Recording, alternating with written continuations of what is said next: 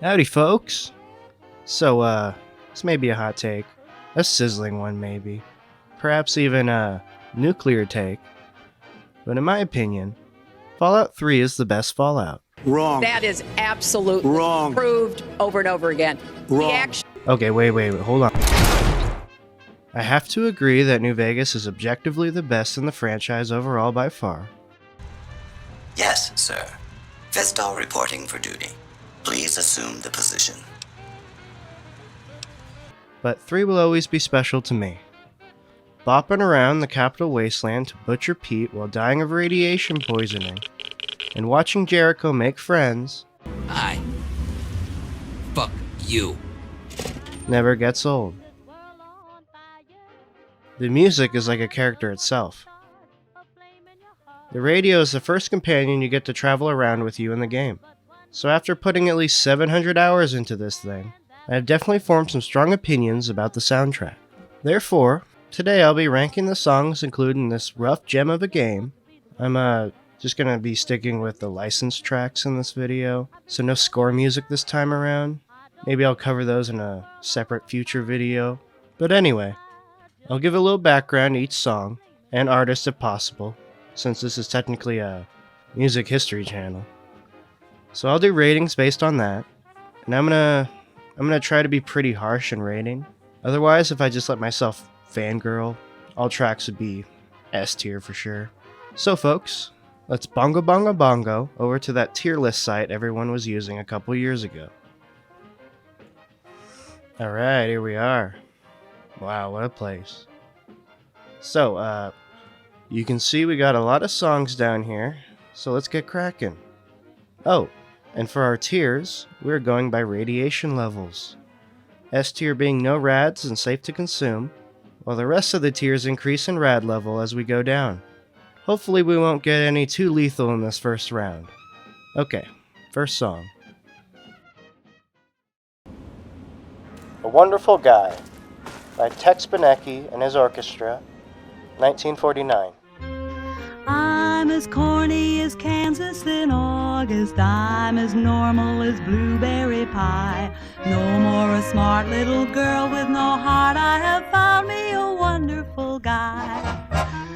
This wonderful guy here is our boy Tex. Born Gordon Lee Benecke in Fort Worth, Texas in 1914. As a child, little Tex learned soprano saxophone, the coolest kind of saxophone, and traveled the Southwest performing with territory bands. So I guess territory bands were like dance bands of 8 to 12 members who toured a region of the US, performing at places like Elks Lodges and hotel ballrooms. They were popular before the Great Depression, but were greatly affected by it, with many disbanding due to rising expenses. Many are mostly forgotten about due to them rarely recording performances. One of these territory bands that survived into the 1930s was the Ben Young Orchestra, which Tex joined in 1935. It was on one fateful night with this band that Tex was spotted by Mr. Gene Krupa, then drummer and aspiring bandleader. Krupa had left Benny Goodman's band and was out scouting for talent. His sax section was already at full roster, so he passed a good word on for Tex to his pal, Glenn Miller. Here Tex can be seen singing Miller's famous song, Chattanooga Choo Choo, in the 1941 film Sun Valley Serenade, with the boys. You leave the Pennsylvania station about 4:45. Read a magazine and then you're in Baltimore. Dinner in the diner, nothing could be finer Than to have your ham and eggs in Carolina. When you hear the whistle blowing 8 to the bar, then you know that Tennessee is not very far. Shovel all the coal in, gotta keep it rolling. Ooh, Chattanooga, there you are.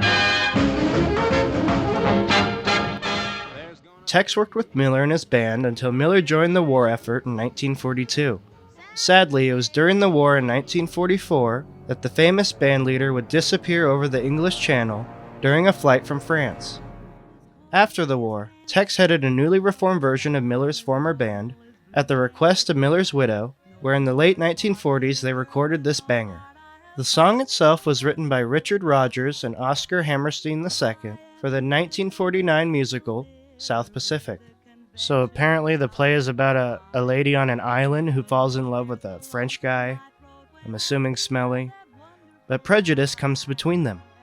Frenchie, named Emile, proposes to Ensign Nellie, but she refuses because his children's mother was a native to the island. Nellie is a racist. Another couple in the play consists of Lieutenant Joe and Liat, a Tonkinese woman. Joe himself sees no future with Liat and dies a racist in a dangerous mission in which Emile survives. This experience makes Nell realize what's important, and they begin their life together. So yeah, heartwarming. Lastly, the singer on the track is obviously not Tex, and is credited as Claire Chatwin, but I can't find much on her, just this photo here. I don't know which lady is Claire, maybe the brunette woman on the left, but I'm not sure. So yeah, there's that. Bummer I can't find more. Anyway, I love listening to this song with Bloody Mess on. Makes me feel like quite the wonderful guy while walking into Paradise Falls. S tier, no res detected, perfectly preserved. In love, I'm in love, I'm in love, I'm in love, I'm in love with a wonderful guy.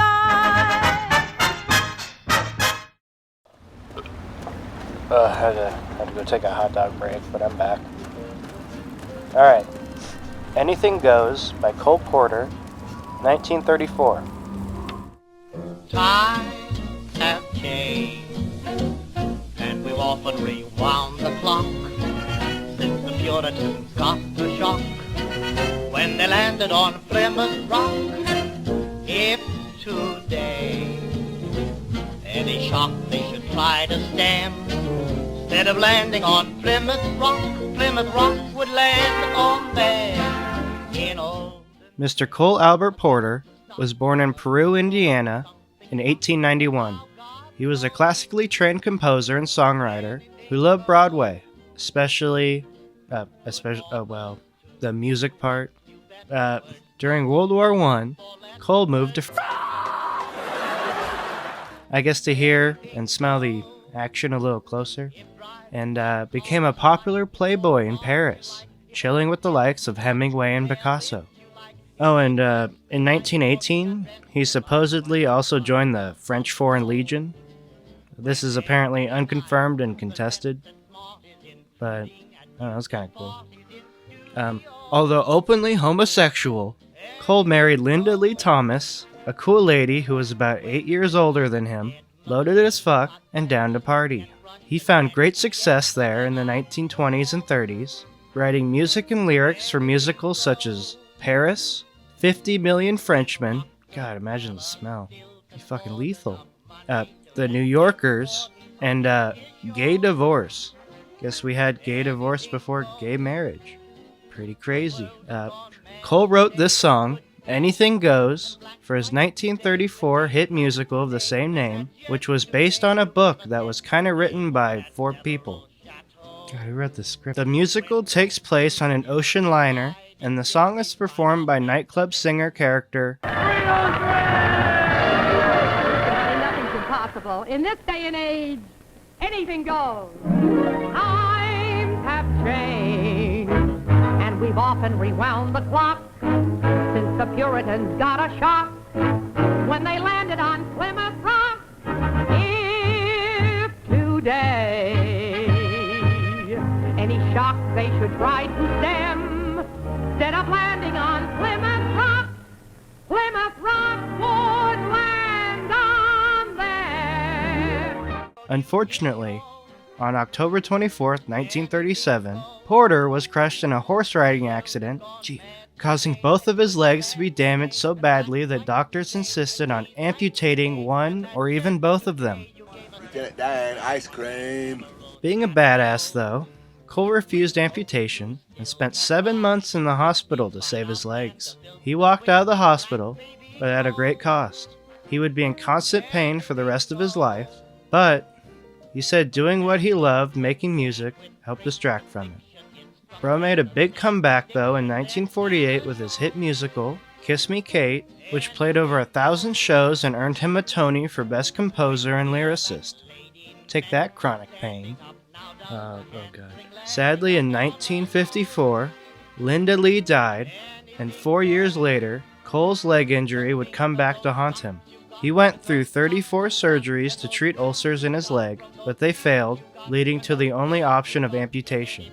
Cole would live on about another 6 years until dying in 1964. He had not written since his amputation. Well, fuck. A tier for amputation. Jesus. Boogeyman, or Treading Light, by Sid Phillips, 1943 and 1960.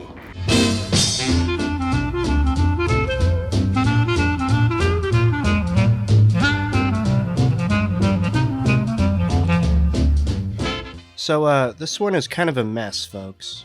The story of the song Boogeyman is actually a tale of two tracks. This song called Boogeyman in the game credits is actually the song Treadin' Light, both created by a fella named Sid Phillips. No, not that Sid Phillips. Our guy today is this kinder looking fellow here. So what happened?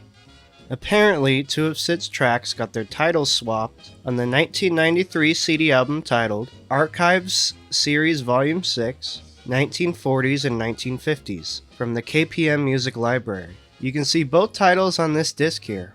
So, how did the music library get its songs? Well, let's go to the beginning.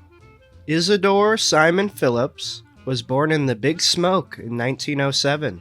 Young Sid learned piano and violin as a child, showing his love of music was there already at a young age. This could have been you, but it ain't.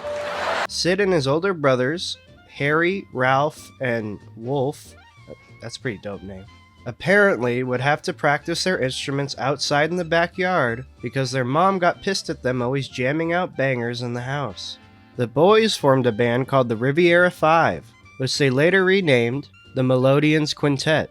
In 1927, the brothers were joined by drummer Joe Battis and pianist/trombonist Sid Krieger, finalizing the lineup. The next year in 1928, the Melodians recorded some songs, one titled Boogeyman.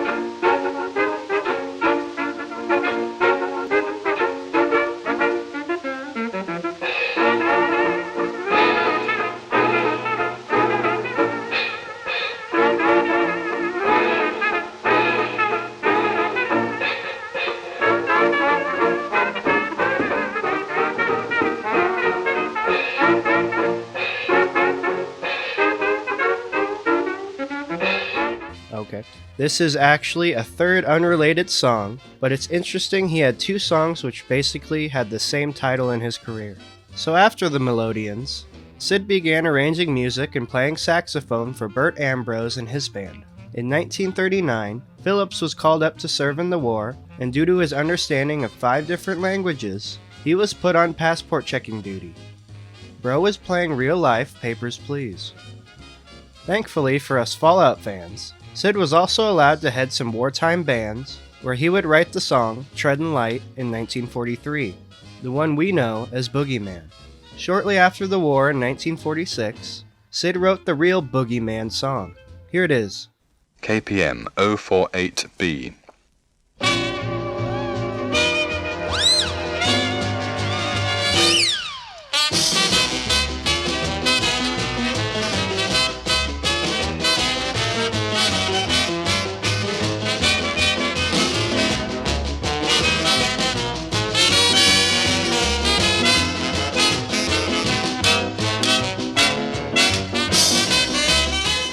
Listen to that wacky intro it's got. That's the sounds of a man happy the war is over. In 1960, it seems Sid grabbed about 8 tracks, including these two, from his damp European basement and recorded them with 7 house players for a dude named Peter Maurice, and they were released by the KPM Music Library on 78 RPM Records. In the following years, KPM would release Sid's tracks on more modern formats, like this 33 RPM record in 1970, and later that infamous 1993 CD album. This CD is where Bethesda got the song, and therefore, the wrong title we are more familiar with. Weirdly, on a side note, a 1953 reissue of the sheet music included Italian lyrics for a vocalist, which according to the owner of this Tumblr blog, this is where I found most of the info for this song, the lyrics are about a traffic cop who gets rightfully pissed off at asshole motorists and pedestrians not following his direction. I've been directing traffic. I was kind of bored one day. So yeah, definitely S tier.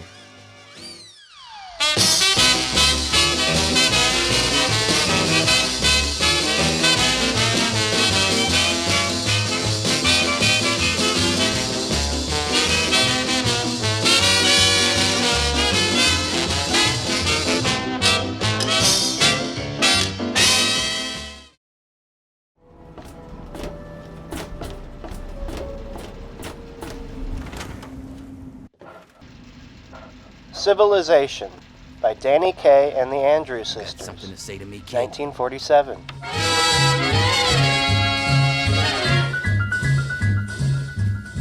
Each morning a missionary advertised with neon signs. He tells the native population that civilization is fine.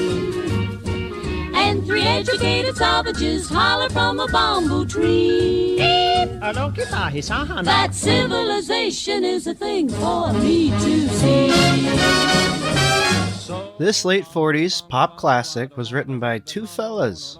One named Bob Hilliard, a long-loved lyricist remembered for songs such as the Alice in Wonderland theme from 1951, and his collaborator, the successful songwriter Carl Stigman, who worked with greats such as our boy Glenn Miller and jazzman Duke Ellington.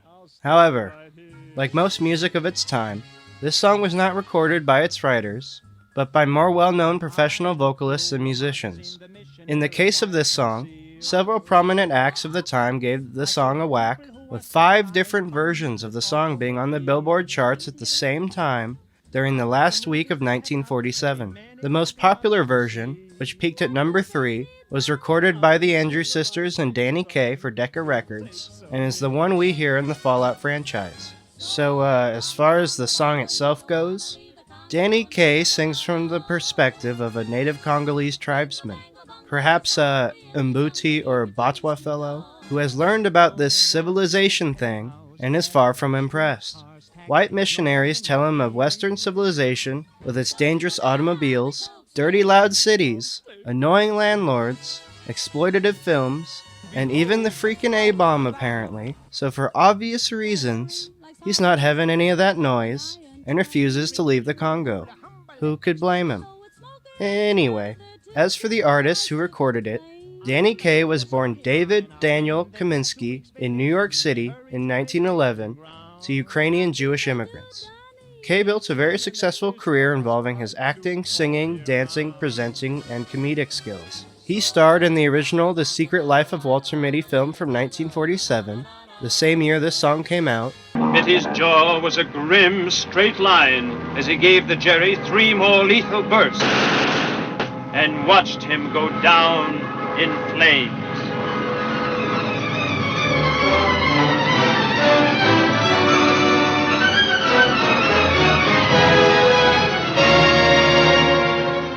And 1954's White Christmas with Bing Crosby and Rosemary Clooney, George Clooney's aunt. Sisters, sisters, there were never such devoted sisters. Never had to have a chaperone, no sir. I'm here to keep my eye on her, caring, sharing every little thing that we are wearing. When a certain gentleman arrived from Rome, she wore the dress and I stayed home. Hello, all you fellas, all over the world. Greetings from the Andrews Sisters. I'm Patty. I'm Maxine. And I'm Laverne. We're making these V-discs just for you. And along with them, we want to send all our love and kisses.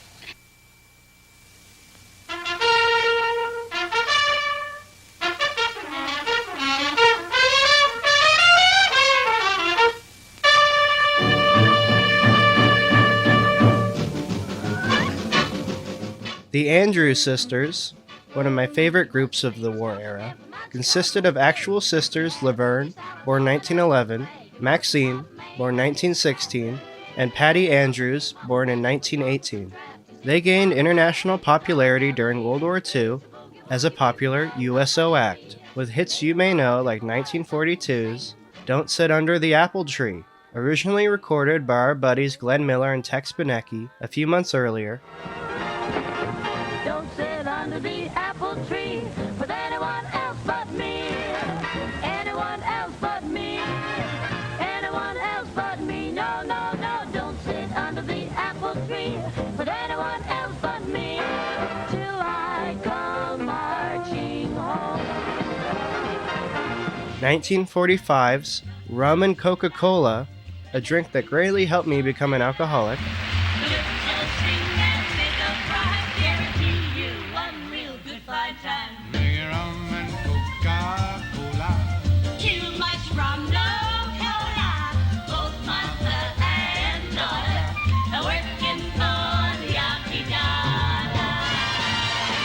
And my favorite song of theirs, their cover of Nat King Cole's 1944 hit, Straighten Up and Fly Right, which I always listen to while kamikazing in Battlefield. So touching, it sounds just like a lie. Straighten up and fly right. Straighten up and stay right. Straighten up and fly right. Cool down, Papa, don't you blow your top. Doody, bree-doo, doody, bree-doo, doody, doody, da-da-da. So yeah, being one of the songs that still pops in my head often from Fallout, this song can bongo bongo bongo up to the S tier. I'll stay right here. They have things like the autumn bomb. So I think I'll stay where I am. Civilization, I'll stay right here.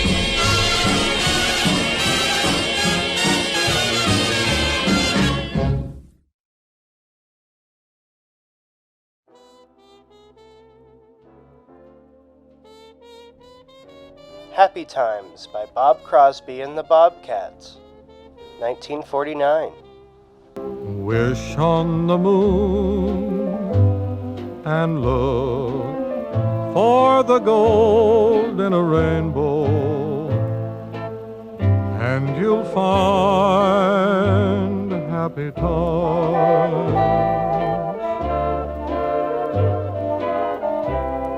You'll hear a tune that lives in the heart of a bluebird, and you'll find happy times.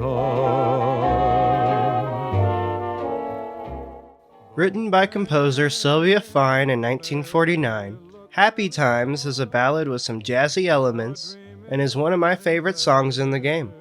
Sylvia wrote this charming ditty along with the majority of the soundtrack for the 1949 film, The Inspector General. The film was originally titled Happy Times, so that's where the impetus of the song comes from.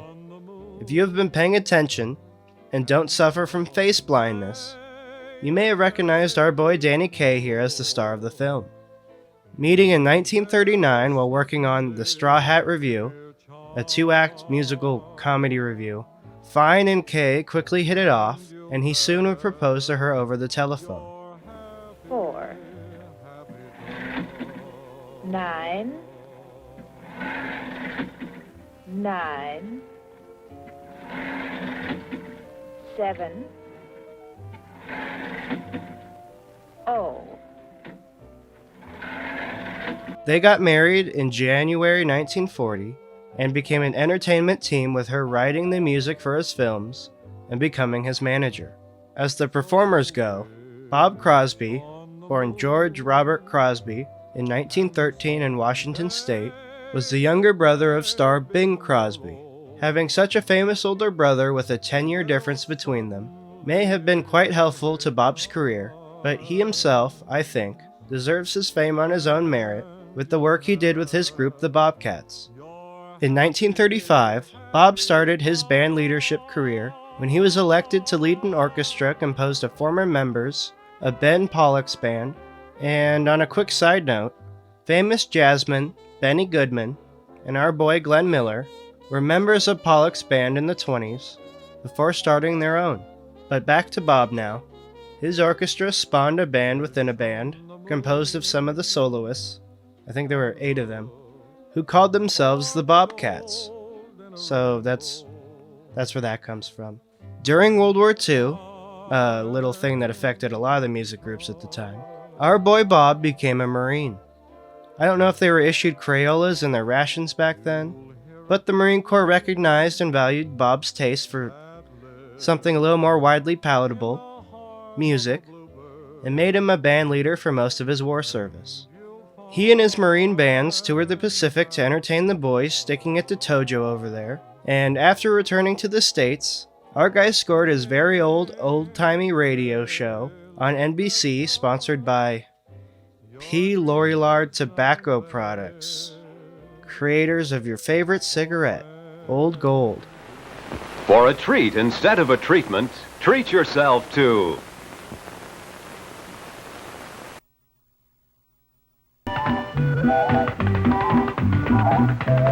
Yes, Old Gold, the cigarette with nearly 200 years of tobacco know-how behind it. Made by tobacco men, not medicine men. Smoother, milder, tastier, Old Gold cigarette.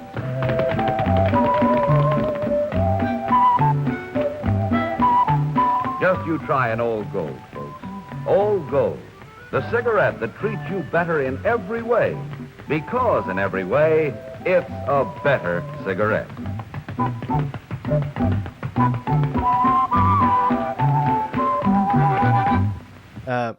After this show, he hosted another radio program, Club 15, from 1947 to 51, called that because of its 15-minute runtime, about half the length of this video. Guess attention spans were shorter back then. Bunch of degenerates, staring at their radios, frying their brains with devil music and the sounds of sin. Anyway, it was during this time when Bob and the gang recorded Happy Times. The war was won and over, the US economy was booming from helping rebuild Europe, and the Frisbee had just been invented. So yeah, they were truly indeed happy times in America. S-tier track for sure.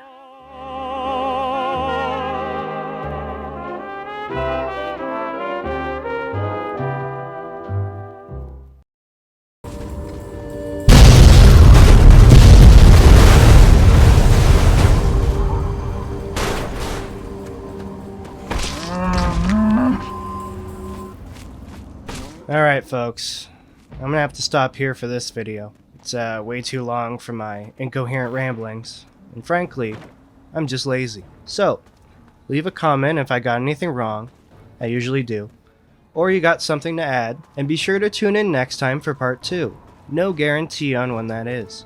We still haven't gotten to Fallout's most important music group, and even better, we still need to look at the story behind our favorite wasteland pal, Butcher Pete, who I hear is still chopping up meat.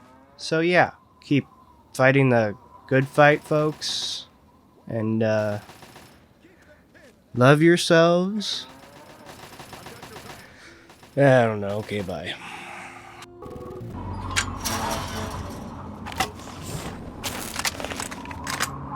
Those raiders strapped me with explosives. You've got to help me.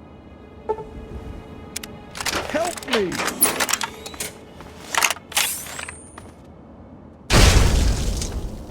This place sucks.